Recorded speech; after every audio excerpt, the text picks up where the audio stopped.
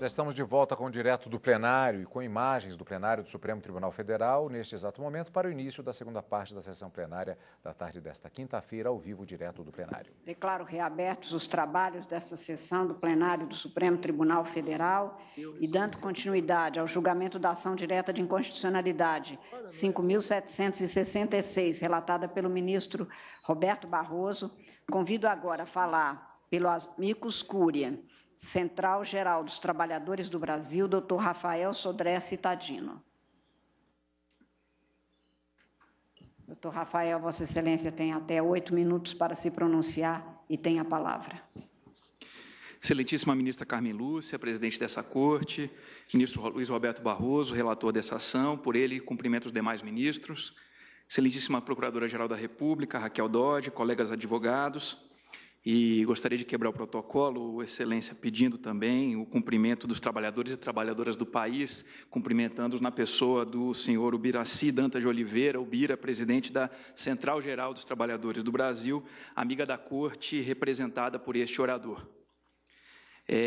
Inicialmente, Excelência, gostaria de tentar desconstituir aqui, pedindo vênia, a tese de que haveria uma possibilidade de reavaliação do benefício da justiça gratuita a partir da edição da lei no que se refere aos tópicos atacados por essa ADI.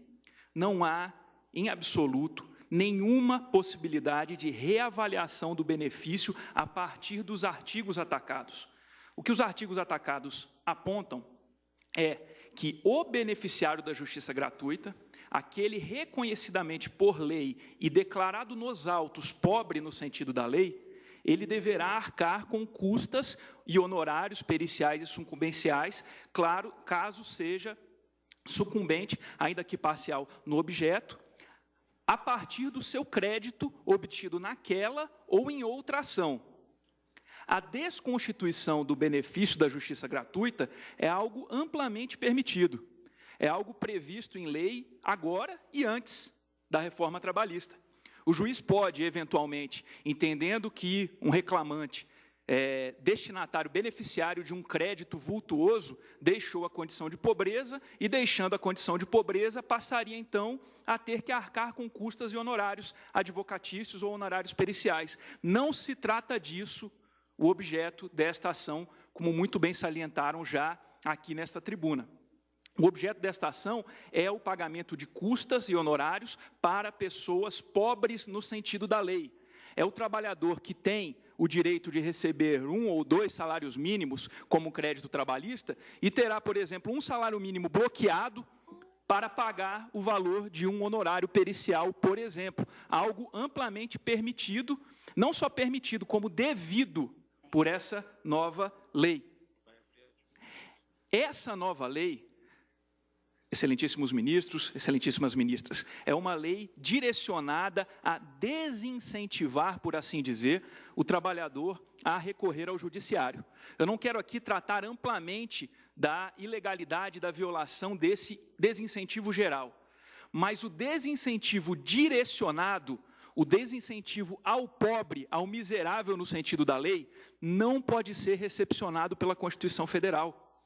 O desincentivo ao pobre, ele é, sim, inconstitucional, porque você não pode, o Estado brasileiro não pode reconhecer alguém como pobre e, a partir desse reconhecimento, após esse reconhecimento, passar a tratar o pobre como se rico fosse.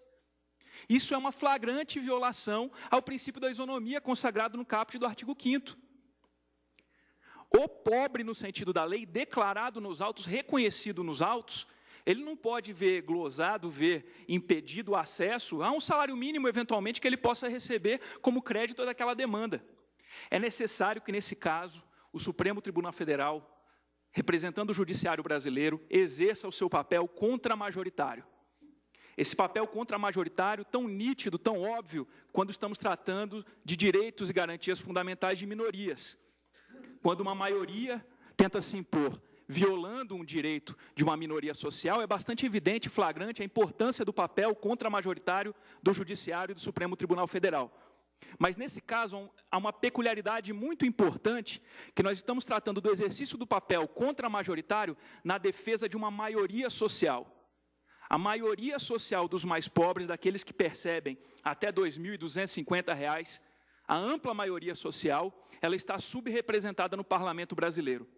E subrepresentada no parlamento brasileiro, teve, infelizmente, esse direito atacado, o direito ao benefício integral e gratuito do acesso à justiça previsto na Constituição.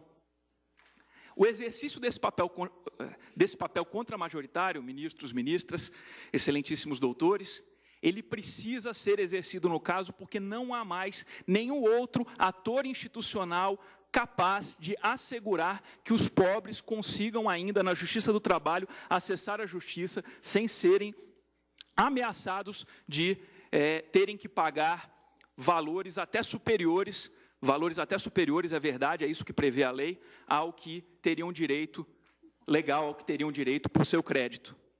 Há um adágio jurídico construído, é o que se diz pela história, no reinado do Frederico o Grande, na Prússia, em que Frederico o Grande ameaçava estender os domínios de uma propriedade da coroa para um terreno próximo, para um terreno de um moleiro. E contado inverso, que esse moleiro, então, sendo ameaçado pelo rei de tomar-lhe a propriedade, se ele não a vendesse, esse moleiro teria dito, num adágio useiro e vezeiro no judiciário, teria dito: tomar-me a propriedade só se não houvessem reis em Berlim, só se não houvessem juízes em Berlim. Tomar-me a propriedade só se não houvessem juízes em Berlim. Contava esse moleiro, naquele momento, com o papel contramajoritário do judiciário, para impedir que um rei, exercendo a sua soberania, exercendo a sua discricionariedade soberana prevista, tomasse a sua propriedade. É necessário, nesse momento, que questionemos: tomar os direitos dos trabalhadores só se não houverem juízes no Brasil, é o que havia para dizer, ministros e ministras. Não podemos permitir essa violação flagrante aos direitos dos mais pobres, um desincentivo direcionado aos mais pobres. Muito obrigado. Agradeço a Vossa Excelência. Convido o doutor Luiz Antônio Camargo Melo, que falará como amicus curiae pela Central dos Sindicatos Brasileiros. Também a Vossa Excelência cabe o prazo máximo de 8 minutos para se pronunciar e tem a palavra. Sim, senhora. Senhora ministra-presidente, senhor ministro relator, senhora ministra, senhores ministros desta Corte, senhora Procuradora-Geral da República, senhoras e senhores advogados, senhoras e senhores servidores, senhoras e senhores que estão aqui conosco neste momento. Nós estamos vivendo, efetivamente, tempos difíceis, dias muito difíceis. Busca-se, efetivamente, reduzir com a proposta, perdão, não é proposta, é realidade, é um dispositivo de lei, mas busca-se, ministra Rosa, reduzir o número de demandas na Justiça do Trabalho. Não é este advogado da tribuna que profere esta sentença, está nos relatórios que foram encaminhados pelos dignos representantes do povo brasileiro no Congresso Nacional, quando discutiram o projeto de lei que redundou na Lei 13.467. Já foi dito e repetido desta tribuna, também muito bem apontado pelo senhor ministro relator, definido muito bem qual é o objeto da demanda. Nós não podemos fugir de um propósito desregulamentador. O que se quer, na verdade, é ofender garantias processuais, é ofender, é violar o direito fundamental, como já foi dito dessa tribuna, mas eu não tenho como não repetir, mesmo que seja cansativo, é de violar o direito fundamental dos trabalhadores pobres. Não é possível que se admita tamanha violência em relação aos trabalhadores mais pobres. Não há como perder a situação, não há como perder a condição de pobre. Os trabalhadores que se socorrem da Justiça do Trabalho são trabalhadores desempregados. A Justiça do Trabalho é sabidamente a justiça dos desempregados. O ministro Marco Aurélio sabe disso, de longa data. Isso foi objeto de discurso de um presidente do Tribunal Superior do Trabalho ao assumir aquela condição. E disse: estou assumindo a justiça dos desempregados. E esse trabalhador que busca a justiça do trabalho não é aquele que traz, em regra, não é aquele que traz lides temerárias, mentiras, situações que não deveriam ser objeto de apreciação pelo Poder Judiciário. Ao contrário, o que se tem na Justiça do Trabalho, em pelo menos 60% das demandas, são discussões que levam a verbas resilitórias. Aquelas verbas, doutora Raquel, que são oriundas do rompimento do contrato. Há uma frase nos corredores da Justiça, muito conhecida, e todos nós já tivemos conhecimento dela. Normalmente, o trabalhador ouve, vá procurar o seu direito. E é isso que o trabalhador faz. 60% das demandas tratam de discussão de verbas rescisórias. O que são as verbas rescisórias? São as verbas oriundas do rompimento do contrato que não são adimplidas no momento desse rompimento do contrato. Por que não? Porque não é interessante fazer o pagamento. Porque ganha-se com isso. É lucrativo. É lucrativo não pagar o trabalhador. E é esse trabalhador que não poderá mais se socorrer da Justiça do Trabalho. Nós vamos chegar a situações absurdas, em que advogados sairão da demanda recebendo valores maiores do que o trabalhador, e o trabalhador vai ter que pagar. O trabalhador que está buscando uma verba que lhe é de direito, que não foi paga, será condenado. A Justiça do Trabalho, diferentemente da Justiça Comum, e eu vou apenas repetir porque todos nós sabemos disso, Vossa Excelências muito mais do que eu, a Justiça Comum, em regra, ministro Fux, trata de uma demanda, de um pedido. A Justiça do Trabalho, não. Só naquele momento da rescisão contratual, há uma série de direitos. Direitos que, eu repito, não são adimplidos. Não há o cumprimento, não há o respeito. Legislação expressa, ministro Luiz Roberto Barroso. E são esses direitos que o trabalhador vai buscar. São esses direitos que o trabalhador ficará impedido de buscar, porque esse trabalhador tem, ministro Fachin, a defesa e a garantia do Estado, porque é pobre. Estamos tratando aqui de gratuidade, de justiça, de garantia de acesso à justiça para aquelas pessoas que não podem se socorrer do judiciário, senhora presidente, sob pena de demandar contrariamente aos interesses da própria família, de deixar a família em situação prejudicial, porque deverá dispor de valores que ele não tem para pagar o insucesso ou o parcial sucesso em uma demanda na Justiça do Trabalho. Essas breves palavras, porque o direito do trabalho é um direito intuitivo. O direito do trabalho é um direito de proteção. Não há a menor perspectiva de manutenção, de permanência desse direito do trabalho se nós abandonarmos esse caráter intuitivo, esse caráter de proteção. E é isso que nós estamos observando nessa perspectiva de aplicação dos dispositivos que estão sendo impugnados em boa hora pela Procuradoria-Geral da República. Há que se buscar a certeza de que em cada demanda do trabalhador discute-se alimento, discute-se a manutenção desse trabalhador, discute-se a sobrevivência desse trabalhador e da sua família. Pagamento de custas no processo do trabalho sempre foi uma situação comum, desde que o trabalhador não vá participar da audiência, há condenação, e um trabalhador, às vezes, tem que esperar, artigo 732 da CLT, 6 meses para propor nova demanda. Isso é uma situação conhecida.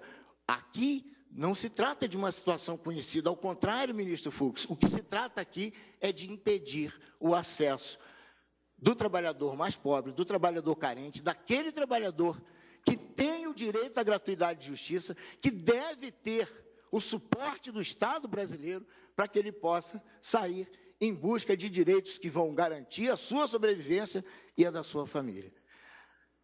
Trata-se da dignidade do trabalhador brasileiro, eu não tenho dúvida disso.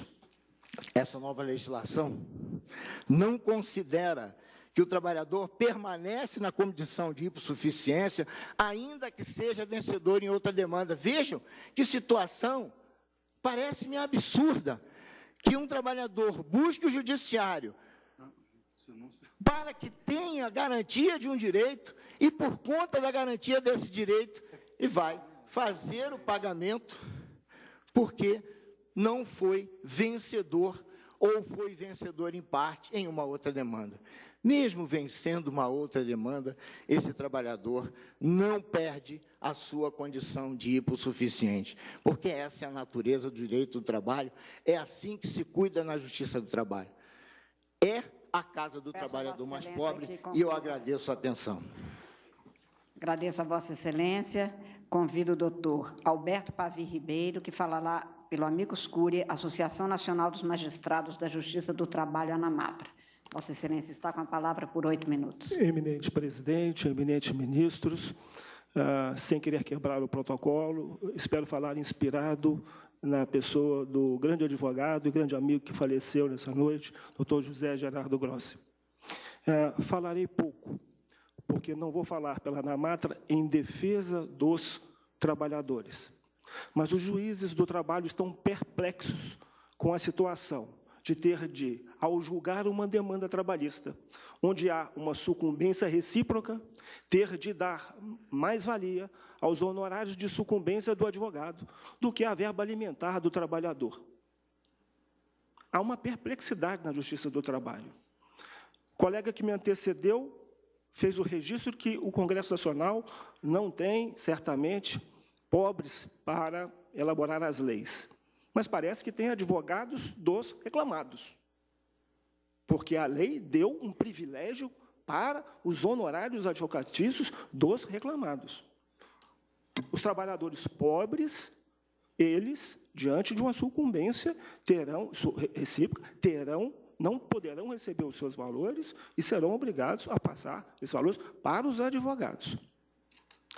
Ora, esse é o primeiro registro. O segundo, quanto a questão da litigância descompromissada, que foi o mote da legislação, da reforma. Parece que o remédio alcançou o trabalhador, e não a litigância descompromissada. Será o trabalhador conhecedor dos seus direitos, a ponto de saber a amplitude daquilo que ele pede perante a Justiça do Trabalho?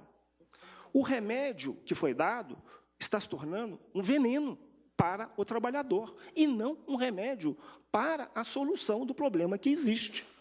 Qual é o remédio? A ANAMATRA não sabe e não pode dizer, pode contribuir nos debates. Mas, como foi dito, a legislação foi feita um pouco a toque de caixa, sem um amplo debate na sociedade. Então, com essas brevíssimas considerações, diante da perplexidade da Justiça do Trabalho, dos magistrados, para aplicar essa lei, é que a ANAMATRA pede que seja julgada procedente a medida cautelar neste momento. Muito obrigado. Agradeço a Vossa Excelência. Convido o doutor Flávio Henrique Unes Pereira, que falará pelo Amicus Curiae, Confederação Nacional dos Transportes. Vossa Excelência tem até 15 minutos para se pronunciar e tem a palavra. Excelentíssima senhora presidente, eminente relator, senhores e senhoras ministras, douta Procuradora-Geral da República, senhoras e senhores. Parece oportuno diferenciarmos algumas situações. Falou-se muito em assistência judiciária gratuita, que não se confunde com o que é tratado aqui, que são os benefícios da gratuidade em relação a ônus processuais. Se há um problema de defensoria pública, isso talvez pode ser objeto de uma ação constitucional por omissão, que seja alguma outra ferramenta. Isso não é objeto da discussão aqui. Talvez a relação que nós possamos ter com esse tema, já que suscitado tanto na peça quanto na sustentação oral, é que se nós dermos uma racionalidade maior aos gastos públicos, talvez tenha recursos para estruturar uma defensoria pública. A questão aqui é que o Constituinte, ele não deixou absolutamente solta a questão da gratuidade. Ele disse que tem que ser comprovada a insuficiência. Cabe ao legislador, então, estabelecer alguma baliza. O que o legislador fez? O legislador fez e repetiu o dispositivo da Constituição, que é lá no parágrafo 4º do artigo 790, que evidentemente não é objeto de questionamento aqui, dizendo que é direito os benefícios da justiça gratuita para aqueles que não têm recursos. Mas, em outro dispositivo, que aqui é impugnado, estabeleceu algumas circunstâncias que revelariam não a perda do benefício. Não está dito lá, perde a condição de beneficiário da justiça gratuita. Não. É em relação àquele ônus processual, diante de um crédito reconhecido em juízo, que tenha condição de suportar aquele gasto, é que deverá haver o pagamento. Se toda vez que a gente for examinar uma norma, a gente pensar numa situação limite, na teoria do caos, não para nenhuma norma em pé. Então, vamos imaginar o seguinte, o sujeito tem um crédito em juízo, o trabalhador, de R$1.000. E aí tem uma perícia que ele tem que pagar os honorários periciais de R$500. Em princípio, segundo a norma vigente, ele deve suportar, então, o pagamento daquele honorário de perícia. Mas, Flávio, pode ser que ele esteja passando por uma circunstância pessoal, de doença, de alguma circunstância dramática, de despesa, em que aqueles R$1.000 são fundamentais. O que se fez aqui é simplesmente inverter um pouco aquela presunção para que ele possa, então, demonstrar que, muito embora tenha recebido um crédito, há uma circunstância atual que o impede ainda, porque a condição de insuficiência de recursos permanece a despeito desse parâmetro mitigador. Então, não será aplicado isso àquele caso concreto. O legislador tem tempo e inteligência finitos, evidentemente. Claro que não consegue imaginar todas as circunstâncias do mundo que vão ocorrer para, então, pensar num texto que seja geral e abstrato. Isso acontece no momento de aplicação do direito e não no juízo de validação normativa, que é o que nós estamos discutindo aqui. Em princípio, essa norma é inconstitucional?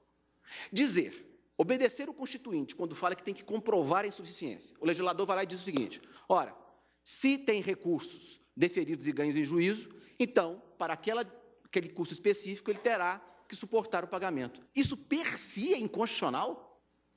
Dizer, por exemplo, que o trabalhador que simplesmente não vai na audiência inaugural, portanto, o processo não segue, que ele terá que pagar as custas disso para ajuizar uma nova reclamação, é desestimular o trabalhador pobre? Não. É desestimular o trabalhador irresponsável. E a gente precisa parar de achar que trabalhador irresponsável tem a ver com trabalhador pobre. Não tem, não. Tem nada a ver uma coisa com a outra. O trabalhador irresponsável, que acaba ocupando a agenda, hoje, se um trabalhador pobre vai fazer a juízo uma reclamação, qual que é o dia da primeira audiência dele, inaugural? Às vezes fica para o ano que vem. Por quê? Porque está atolado. E aí nós vamos prestigiar aquele trabalhador que não vai. Mas o legislador ainda foi muito cuidadoso. Ele disse assim, injustificado. É ausência injustificada. Não há nenhuma pré-condição para o sujeito procurar o judiciário. Agora, se ele procura e deixa de ir e não justifica porque não foi, ocupando o tempo e o erário, aí eu puxei Minas. Não é possível. Aonde que estaria a inconstitucionalidade disso? Uma outra questão que se coloca, especificamente, em relação à paridade de armas. A petição inicial faz comparação com o Juizado Especial Cível, faz comparação com o CPC, esquecendo-se, por exemplo, que com relação à suspensividade dos honorários advocatícios, é de 2 anos, ao passo que o CPC são 5. Quando compara com o Juizado Especial, lembremos, o Juizado Especial não tem complexidade para atrair perícia, por exemplo. Lá, a gratuidade é só na primeira instância, nas demais não. Na Justiça do Trabalho é diferente. Quando fala em paridade de armas, o empregador que não vai na audiência é revelia. Agora, o empregado que ajuiza uma reclamação e não vai e não diz o porquê, acontece o que com ele? A única coisa que está dizendo é, pelo menos, você paga as custas. Você não está de brincadeira com o judiciário. É disso que nós estamos falando. Nós estamos desestimulando o trabalhador pobre a procurar o judiciário? Onde? E é uma outra premissa também que precisa ser verificada. Os benefícios da justiça gratuita, eles servem para impedir qualquer risco da demanda do beneficiário? Ele não pode ter nenhum risco. um levantamento do próprio Tribunal Superior do Trabalho acerca do valor médio das condenações. R$ 5.304. Valor máximo tabelado de honorários periciais, R$ 1.000. Se uma pessoa ganha 4 vezes mais aquilo que é o valor máximo, imaginando que foi o valor máximo, nós estamos dizendo que essa pessoa é hipossuficiente para pagar aquelas custas. Ele não perde a condição de beneficiário, mas aquelas custas. Porque é claro que isso é dinâmico. Uma pessoa que começa sem essa condição pode se tornar um beneficiário da justiça gratuita. Por outro lado, a situação inversa também pode ocorrer. Então, na verdade, o que a CNT e muitos aqui procuram não é fragilizar, em hipótese alguma, a condição do trabalhador, os direitos do trabalhador. Não é disso que se trata. Pelo menos não é disso que foi dito, não é disso que está se dizendo, mas que haja uma mínima racionalidade e um respeito à discricionariedade do legislador. Cabe a quem dizer o parâmetro do que seja perda da hipossuficiência de recursos? Cabe a quem dizer isso? Ao judiciário? Ou, em princípio, ao legislador? Ele o fazendo violou o núcleo essencial? É uma discussão importante para se levantar. Se eu ficar imaginando situações extremas e absurdas, talvez a norma não pare em pé. Mas é essa mesma norma que pode ser interpretada sistematicamente para se socorrer lá do parágrafo 4º do artigo 790 e dizer, a despeito de ter ganho em juízo um crédito, permanece a condição de hipossuficiência. Isso é absolutamente possível, está aberto isso, uma interpretação sistemática da própria norma, ou então sacando direto da Constituição, porque repete o próprio texto. Por essas considerações é que se pede, então, que seja julgada improcedente esta DI. Muitíssimo obrigado. Agradeço a Vossa Excelência. Convido a falar pelo Amicus Curiae, Confederação da Agricultura e Pecuária do Brasil, CNA, o doutor Rudi Maia Ferraz. Vossa Excelência tem até 15 minutos para se pronunciar. Tem a palavra. Excelentíssima Senhora Presidente, excelentíssimos ministros, ilustre Procuradora-Geral da República, caros colegas advogados, senhoras e senhores. Mais uma vez, a Confederação da Agricultura e Pecuária do Brasil vem a esta tribuna defender a atividade legislante do Estado. Há meses atrás, nós tivemos a oportunidade aqui de discutir a constitucionalidade aí do novo Código Florestal. E agora, novamente, retornamos para defender aí a reforma trabalhista, alguns dispositivos dela. É muito importante salientar, senhores ministros, que, diferentemente de outros setores, o setor agropecuário tem certas peculiaridades. Primeiro, pelos próprios números. São 19 milhões de postos de trabalho, quase 25% da mão de obra. E as demandas trabalhistas em cima do setor são apenas 2,5%. Então, um baixo nível de demandas trabalhistas. Agora, esses números poderiam ser melhores, se não fosse essa insegurança jurídica que o produtor rural, às vezes, tem em demandas aí temerárias. Um outro ponto que é importante salientar, que no próprio setor tem a questão peculiar, que são os contratos por curta duração, ou seja, contrato safrista, etc. Esses tipos de contrato levam, de fato, a uma maior volatilidade das demandas. E sem esquecer que, normalmente, a empresa, o empregador, no caso rural, ele está a quilômetros e quilômetros de distância de uma justiça do trabalho. Então, isso levou o fato da própria confederação a ingressar aí como Amicus Curiae. Entrando já na questão de mérito, a Procuradoria questiona, basicamente, o aperfeiçoamento do modelo de benefício da gratuidade de justiça inserido na Lei 13.467. E nisso, eu tomo com base, inclusive, das alegações da própria AGU, o artigo 5º, inciso 74, onde diz que ao Estado prestará assistência jurídica integral e gratuita aos que comprovarem insuficiência de recursos. Ou seja, esse benefício ele é condicionado a uma questão factual. A própria Constituição falou que a própria Constituição diz no artigo 77 que apenas o habeas corpus e habeas data serão integralmente gratuitos. Então, essa condição factual, que o próprio dispositivo prevê, que retrata a condição suspensiva de exigibilidade, ele, em momento algum, foi de contrapartida da própria lei, esses dispositivos ora questionados. E isso é uma prerrogativa de várias constituições, como a Constituição italiana, portuguesa, a própria espanhola e a Convenção Europeia de Direitos Humanos. Então, primeiro ponto, acho que tem que ser distinto aqui, é a diferença entre o acesso à justiça e o benefício da assistência judiciária.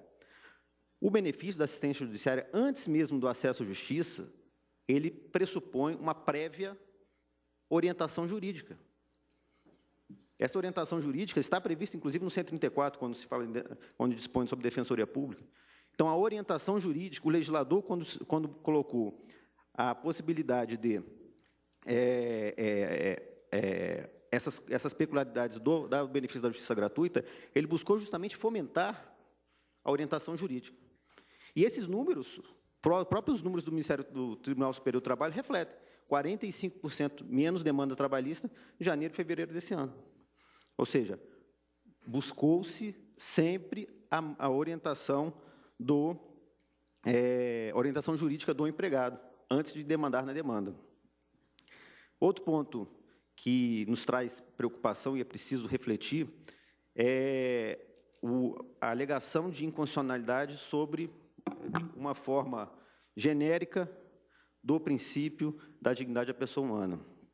É preciso refletir, senhores ministros, para isso não ser um óbice absoluto a qualquer redimensionamento de direito social. Senão nós estaríamos aí levando as normas pretéritas ao nível propriamente de cláusulas pétreas. Quanto à questão de mérito, eu acho que 2 pontos importantes a se salientar. O legislador, no artigo 790, ele dispôs 2 possibilidades aí para verificar o benefício da gratuidade de justiça. A primeira delas, até 40% do regime geral da Previdência.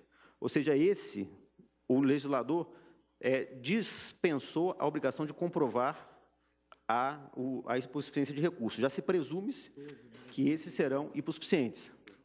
E a outra condição é a possibilidade de comprovar a própria insuficiência de recursos. E os dispositivos questionados prevêem justamente isso, que na sentença judicial, o juiz poderá verificar a possibilidade de onde aquele benefício, aquela condição suspensiva já não existe mais. Nós não podemos tratar de forma semelhante um eventual trabalhador que recebe R$1.000 e um eventual trabalhador que recebe R$20.000. Então, esse benefício veio justamente para corrigir essa desigualdade que o próprio dispositivo anterior previa. Senhores ministros, há um argumento de que o processo do trabalho, esses dispositivos da Lei 13.467, visavam imputar ao trabalhador maior risco da demanda. Ora, excelência, isso aqui é um completo desvio de finalidade do próprio benefício. O benefício buscou o quê? Garantir, sim, o acesso do demandante ao judiciário. Diferentemente, a assunção dos riscos da demanda. Você não pode utilizar o benefício para retirar por completo os riscos da demanda.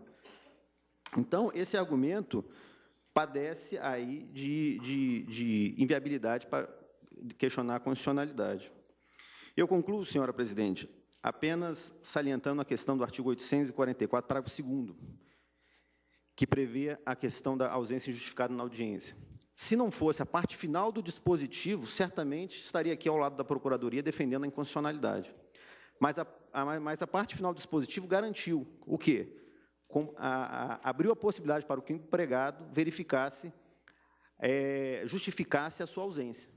Não justificando, aí sim, ele será obrigado a pagar as custas do processuais para ingressar com uma nova demanda. Ou seja, em momento algum houve violação ao acesso judiciário.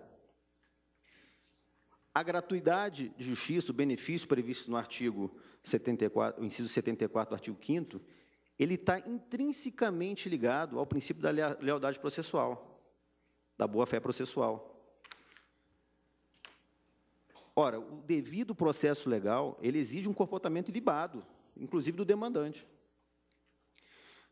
Nós não podemos utilizar o benefício da gratuidade para eximir o demandante de qualquer responsabilidade processual. Então, o legislador, o que ele buscou?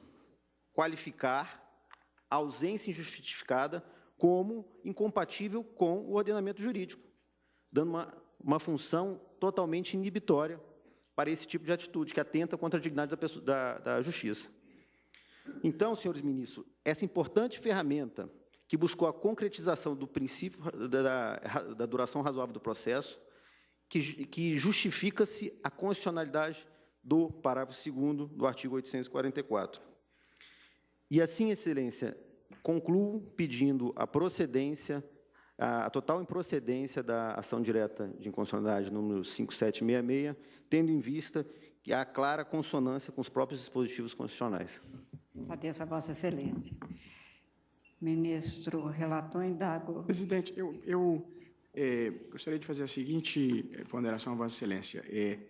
Primeiro, eu ouvi coisas da tribuna que me impressionaram e sobre as quais eu gostaria de refletir. E segundo, mais de um colega me pediu que indicasse o adiamento para que pudesse igualmente fazer uma reflexão. Então, se estiver bem para Vossa Excelência e para os colegas, eu traria o meu voto na primeira hora amanhã, de modo a que eu possa levar em conta as muitas colocações relevantes feitas da tribuna. Muitas sustentações orais. E algumas que me impressionaram.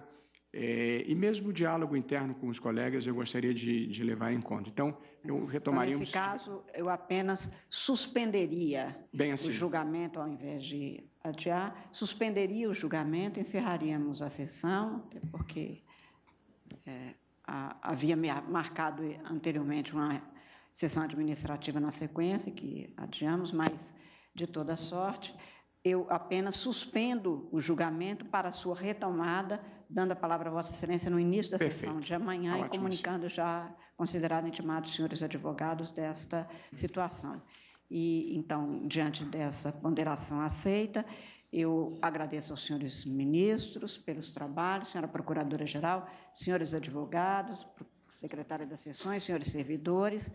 Declaro, portanto, suspenso o julgamento da ação direta de inconstitucionalidade 5.776, que será retomada amanhã na primeira hora, e declaro encerrada a presente sessão, agradecendo a presença de todos e desejando a todos uma excelente noite. Muito obrigada a todos.